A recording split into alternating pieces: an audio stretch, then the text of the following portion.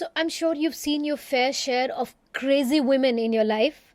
Well, buckle up because the story that I have for you today includes a woman who goes to unbelievable lengths to stalk the woman who her man was interested in.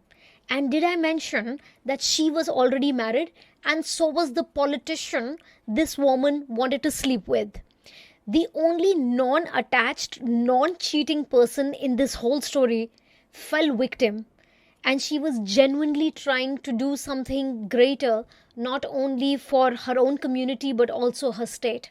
So, let's get into the sad story of a murder of the RTI activist Sahala Masud. Hi, welcome to Collectively Vigilant. I'm Dr. D. If you're new here, please consider subscribing to this channel.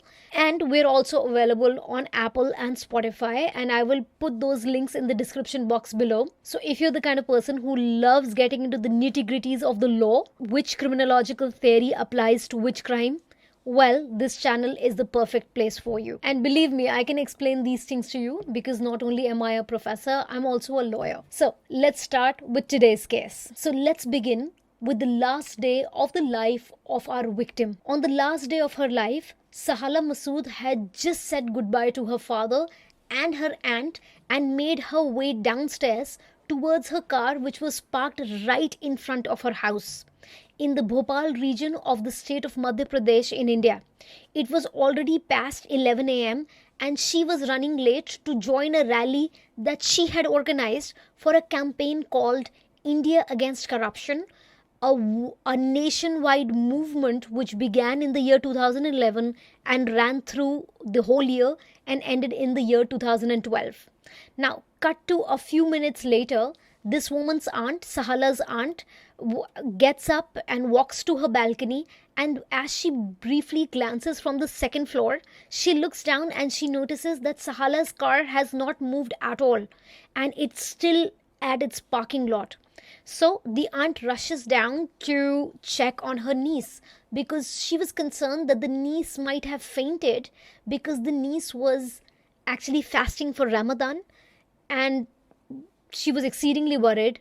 And the minute she goes downstairs, she realizes that her niece is slumped towards one side of the car. She's slumped towards the passenger side. And as she steps closer, she sees that blood is gushing out of Sahala's trachea. The police are quickly summoned because the family can tell that Sahala had already passed away, and Sahala's father was heard repeatedly saying on this day, "Meri bachchi ko maar diya. They killed my little one." So, cut to a few hours later, on the same day, an autopsy was being performed by 2 p.m. And by the evening of the same day, Sahala's body had been taken to the mosque for the last prayer. As she was being laid to rest, rumors were circulating amongst the people who were attending her funeral, and several possibilities were being discussed and circulated already. So, who was Sahala Masud and why was she ambushed and killed? Sahala was a 38-year-old business owner who had an exhaustive list of accomplishments. She was an environmental activist, she was an anti-corruption campaigner, she was a right to information activist, and she was well known in her community in Bhopal for not just her social work, but also because she earlier used to be a news presenter. Sahala grew up in a loving middle-class family where her father, Sultan Masud, was a librarian, and her family lovingly called her Shalu. Sahala Masud attended the illustrious St. Joseph's Convent and did her undergraduate work at Barkatullah University, after which she got a degree in journalism. She initially started out as a local news reader on a local channel, and then she tried her hand at organizing fashion shows. She was basically dabbling in several things, and then she eventually landed on event management, and that's what she basically made her business.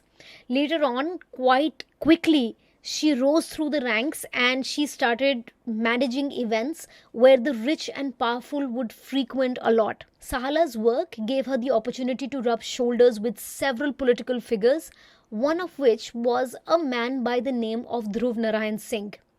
Dhruv Narayan Singh hailed from a politically powerful family, and he was the son of the former chief minister of Madhya Pradesh, who had served as the governor of the state of Bihar as well. Sahala was closely associated with Dhruv Narayan Singh, and it's rumored that they were not just acquaintances. At some point, their relationship had turned romantic. After Sahala had, established herself as a successful business owner, she turned her attention to community activism, and she started sort of by filing a lot of right to information requests against corrupt officials, corrupt police officers, and she just wanted to know where the taxpayers' funding was going in her state of Madhya Pradesh.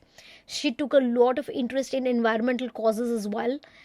She actually, in fact, launched a campaign against a tiger who had been killed by a drunk driver in Bandhavgarh National Forest, and the name of the tiger was Junjaru. And guess who killed Junjaru? It was the son of an elected minister. So, Sahala, being the bold woman that she was, she held a press conference and she started demanding accountability.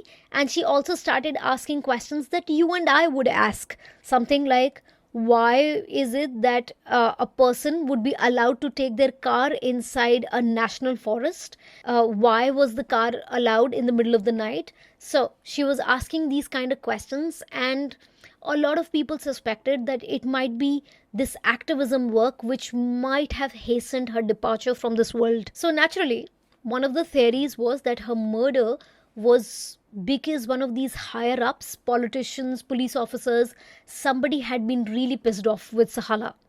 Another theory, which was garnering a lot of attention and a lot of limelight, was because she was not just a campaigner or an activist, she was basically a multi cause crusader, and she had pissed off a lot of politicians. And one of the theories which emerged was that Sahala had basically started asking a lot of questions. So, yet another theory was that the diamond mafia had silenced her. Reportedly, Sahala Masud had written letters to various ministers informing them about the illegal mining of diamonds in the Chhatarpur area of Madhya Pradesh, which involved lots of people who were in politics and a lot of people who were in the police. So, after her death, a few days after that, a 14-page letter was uncovered which detailed what Sahala had discovered about the misappropriation of funds. With all her activism coming to light, on August 18 of 2011, her death was actually discussed in the Indian Parliament, and then there was a lot of pressure in this case, and eventually the Central Bureau of Investigation, the CBI, was given her case after it had been discussed in the parliament. So, the CBI basically appointed two of their best men on this case, a gentleman by the name of Keshav Kumar and another impressive gentleman by the name of Arun Bothra. So, the first thing that they did was they tried to figure out what was the exact time of Sahala's death. So, you remember it was around 11 in the morning when she was rushing out of her house, and minutes after that her aunt finds her in her car slumped over. But this is not how police investigations work. They basically wanted to point out the exact time or around the time when she would be murdered, right? So the first thing they did was they took interviews of all the family members, all the neighbors, because this crime happened in broad daylight in a residential neighborhood, and they were quite sure that somebody would have heard something or seen something, so they started collecting evidence that way. Unfortunately, not a single person seemed to have seen anything which was strange or out of place on this particular day. So the next thing that Arun Bothra and Keshav Kumar made sure of was that they wanted a complete data dump of the nearest cell tower to Sahala's house. And on that day, interestingly, 1 million cell phones had connected to this tower on August 16th. It was quite the possibility that somebody who would have killed Sahala on that day must be carrying a cell phone.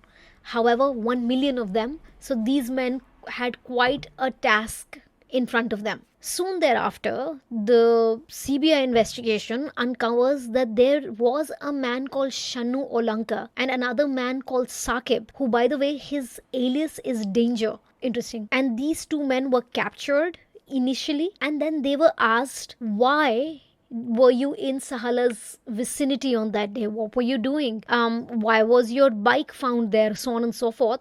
And once the police and the CBI were investigating this, these two men, a guy called Danger, his name was Sakib Ali, and a man called Shanu Olanga, basically both of them brought up a name that the police had never heard of or even thought of before. They brought up the name of a woman called Zaheda Parvez. Zahida, the woman, they said, was the person who had hired them. And get ready for a fascinating dive into this woman's brain. She's truly out of this world. So, Zahida Parvez is a fascinating character. She was born to a middle class family in Madhya Pradesh, and at the age of 3, her own uncle, her mama, adopted her since mama and mommy, uncle and aunt, didn't have any children of their own. So she basically grew up in an exceptionally loving family where she was cherished even for breathing. That's the kind of family she grew up in. She attended the Christ Church Girls Senior Secondary School, and after studying and completing her school in Madhya Pradesh, she basically moved to Mumbai to study architecture. While she was at university in Mumbai, her parents actually found a fantastic match for her, and they arranged a meeting between Zahida Parvez and this gentleman who had studied in the US and had recently returned to India, and his family was really illustrious, and this was an eligible bachelor by the name of Asad Parvez. And Asad's family was not just any family. Not only were they well off, they were actually in charge of several petrol pumps in the Bhopal area. So that's the kind of family that we're talking about. So her family had found her quite the catch. And Asad had come all the way back after finishing his studies in the US so that he could basically help out his sister and his mom with the family business. And this family, as I said, were quite illustrious. They actually lived in a home which is mind blowing. They lived in a historic home, and it basically looks like one of those amazing things that you would see in books. I'll insert a picture here. And that home was happened to be the home of Sir Syed, who was the founder of Aligarh Muslim University. And she basically moved into this house after she got married. Now, people around Zahida Parvez did not actually have nice things to say about her. She frequently misbehaved not only with her husband, she actually spoke really harshly and in foul language with her mother and her sister in law. So, we usually hear the opposite, where the mother in law and the sister in law are usually terrible human beings. Here, the tables have turned. And her family was perpetually scared of her because of the things that would just fly out of her mouth all the time. She was very quick with her temper, and she would break things around the house. She would, in fact, lose her temper so frequently that most of the things in the house were broken and had to be frequently replaced. And well, other than having a terrible temper, she did have a job because she opened her own business, which was basically an architectural firm called ERA, ERA. And she would work there for extended hours. She would come back and then, take out her anger on her family members and, you know, basically just fell short of breaking their bones but did everything else. She was quite short tempered. And many times, her mother in law and sister-in-law were urged by community members that they should go and report her to the police, but they never actually did. How this story of Sahala Masud, our victim, is linked with Zahida Parvez is quite fascinating.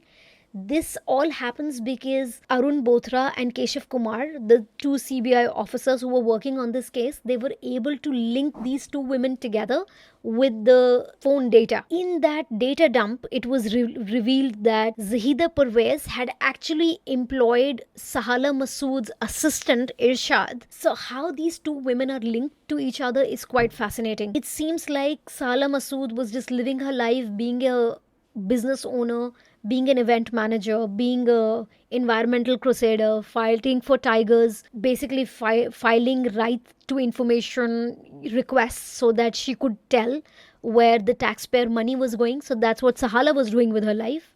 Zahida, on the other hand, was keeping an eye on Sahala because Sahala had gained the attention of the man who Zahida was in love with.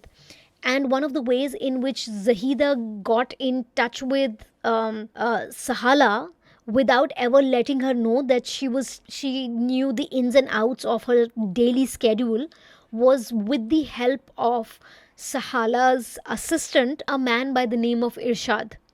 So, and this really was quite a shocking revelation for Sahala's father, who was already in so much pain that he had lost his young daughter to such violence right in front of their house. He was also in shock when he heard Irshad's name, because ever since Sahala had passed away, had been killed, he was basically actually still paying Irshad his monthly salary so that he could support his family. So what had happened was, months before Sahala's murder, Zahida got in touch with Irshad and said, I will give you extra money. You tell me about her schedule, you tell me where she goes, you give me the contents of her contact, you give me the contents of her diary, so on and so forth. So this is how they got to know that there is a woman called Zahida who was interested in Sahala. But they didn't really know if this woman was just interested as a stalker or as a woman who was competing within the same area for similar sort of architectural and design kind of things, event management. Was it like a professional rivalry, or was it something more? So they wanted to know. And basically, initially, when the CBI gets to know of the fact that Zahida is really interested in Sahala, they immediately thought that it must be because Zahida's husband might be interested in Sahala. Well, they came to know that Zahida's husband is basically the kind of husband all of us need in life, a one woman kind of man, who was not cheating on her by any stretch of the imagination. So nonetheless, because Zahida's name had come up, the CBI was able to get a warrant to look into. They were able to get the permission of the courts to basically search through Zahida's office to see if something's going to connect in the case of Sahala Masud. So the CBI walks into Zahida's office and they search her office in the presence of Zahida's husband, and also another person was there who was Zahida's accountant, a woman by the name of Sabah Farooqi. So what do they find in this office? Well, wait and watch. They find 17 newspaper clippings, which were all about the politician Dhruv Narayan Singh. They basically find two other newspaper cuttings which were about Sahala Masud being on a fast for her campaign, which was India Against Corruption. She also had written tons and tons of diary entries about her feelings for Dhruv Narayan Singh and the whereabouts of not only Sahala Masud but also whereabouts of the man that she was in love with, which was a man called Dhruv Narayan Singh. So she's doing all this, and she's running her architectural firm, and she's making the life of her mother-in-law and sister-in-law hell.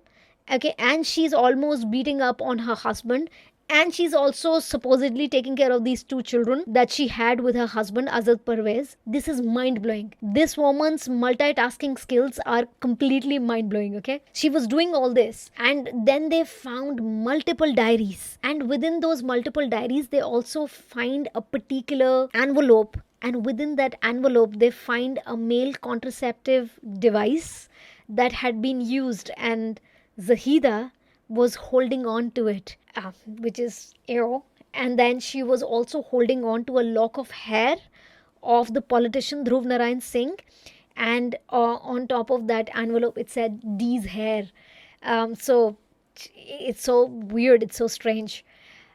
So they found multiple plans by Zahida Parvez, in which she had written everything that she knew about these people that she was stalking, and their daily diary. She was also writing about all the times that she slept with the politician Dhruv Narayan Singh, and she slept with him over, let's say, a few tens of going into 100 encounters these people have had.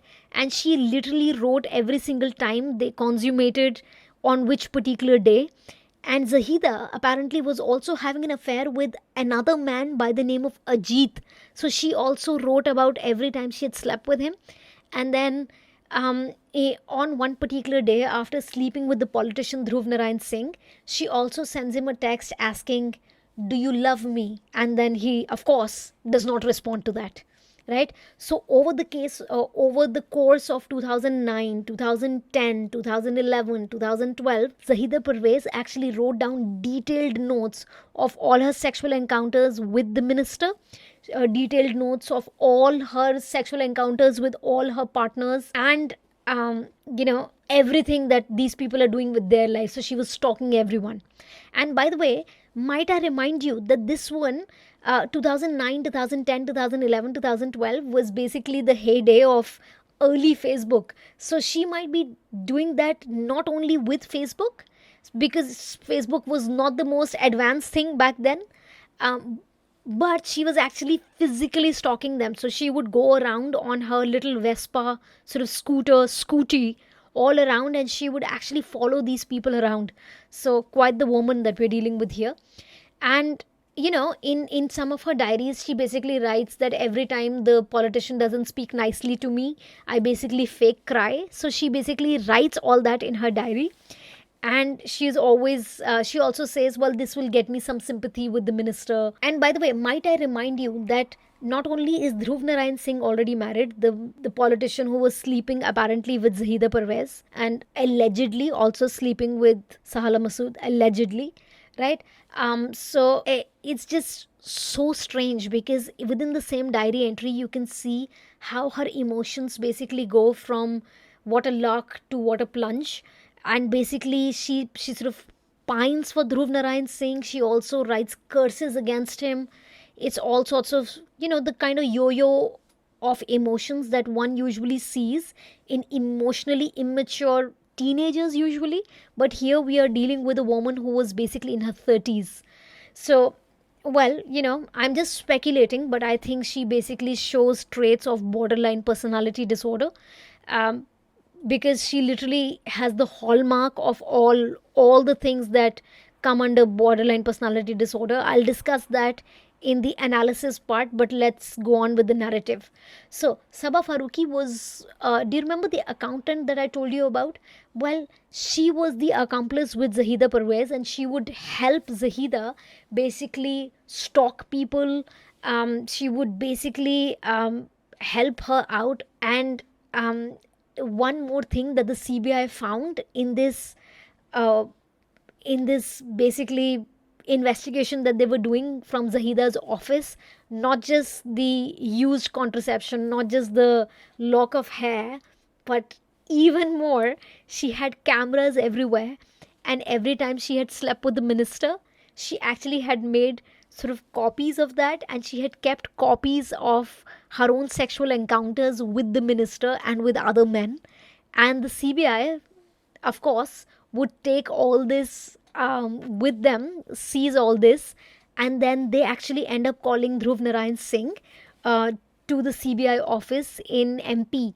And they even call him to a CBI office in New Delhi so that he's away from, his elected area. And they show him a video of the minister sleeping with the stalker Zahida Parvez. And this is the hilarious part, where all the CBI people are in the background and this minister is looking at a video of himself.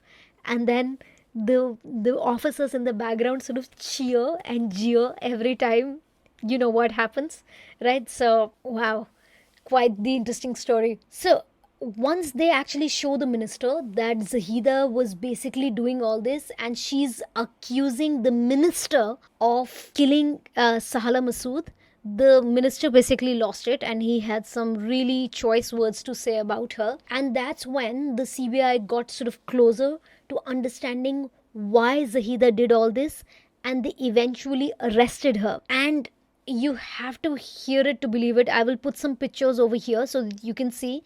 Zahida was actually quite chatty. She would, when she was being taken to the court by the police, she would stop and sort of talk to journalists, and she would, profess her innocence, and she would say that these people are, using me as a pawn. I am not the one who has done this. So she's quite a vocal person. And all along, I mean, I feel so bad for her parents who was so loving and so awesome to her when she was growing up. I also feel terrible for Asad Parvez's family. They seem like such lovely people who unfortunately were, linked with this sociopath of a woman who is basically not only cheating on him but also doing all these weird things. And clearly this woman had some grave mental issues. So the police zero in on her, and then they confront her, and eventually they find that she does give up the fact that she was the one who had killed Sahala Masud. Now, of course, this was a hard won battle. It did not come within a few weeks. Right, so what happens next is the police sort of close in around her because all the men who had helped her carry out this killing of Sahala Masud, a man by the name of Saqib Ali who called himself Danger, a man by the name of Shanu Olanka, another man by the name of Irfan Tabish, and another man by the name of Saqib. All of them had given her up, even though Zahida was basically yelling at the top of her lungs saying it's the minister DN Dhruv Narayan Singh who had orchestrated the killing of Sahala Masud. The police knew by now, and the CBI could actually prove that it was Zahida Parvez and her insatiable ego which led to the killing of Sahala Masud, who was basically just an innocent sort of person who didn't even know that there was a woman who had this burning passion of jealousy against her, and she basically fell victim of someone who she probably didn't even know existed. So, another strange thing which basically was the last straw because of which Zahida seems to have perpetrated this crime was, you know how Indian ministers, when they have their birthdays, especially in larger or bigger constituencies or their electoral areas, they usually have these really large hoardings which says happy birthday to our favorite minister or something like that. I'm sure you've seen those. Well, it seems like on his birthday, Dhruv Narayan Singh had taken the time to sort of appreciate everyone. He had made time to meet everyone. He had made time to, he had gone out of his way to go and meet Sahala on his birthday, and Zahida just couldn't take it. Like, that was the last straw. This crime happened and she perpetrated it on that day. They had had several trial runs of trying to kill Sahala Masud, but she went ahead and got this done because she just couldn't take the fact that on his own birthday he had the audacity to go and meet Sahala Masud and not meet Zahida Parvez. So that's one of the, ostensibly, this was one of the reasons why she was pushed over the edge. So on 28th of January 2017, which was 5 years, 5 months and 11 days after the killing of Sahala Masud, Zahida Parvez, who was the mastermind of this whole killing, was basically convicted under section 302, and she was sent to life imprisonment for murder. And so was her BFF. Her partner in crime was this woman called Sabah Farooqi. So Sabah Farooqi, Irfan, Saqib, Tabish, all these people were imprisoned for the killing of Sahala Masud, a life which was cut short way too early. And, I would love to know what you think precipitated this killing. Do we think that Zahida Parvez is a sociopath? Do we think she's a psychopath? Do we think that this was done sheer out of sexual jealousy, or was there something else? Well, you let me know your thoughts in the comments below. And of course, I know my audience, it's going to be a very civilized commentary. So let's stop here for today. And I would love to hear from you this time. which criminological theory do you think applies here? So rather than me telling you this, let's set you a bit of an exam question. I want you to tell me which criminological theory would precipitate the killing of Sahala Masud, the victim who was actually doing something with her life, unlike Zahida Parvez, who clearly was not doing anything other than just stalking people and making their life completely miserable. So let me know your thoughts in the description box below. And until I see you again, stay collectively vigilant.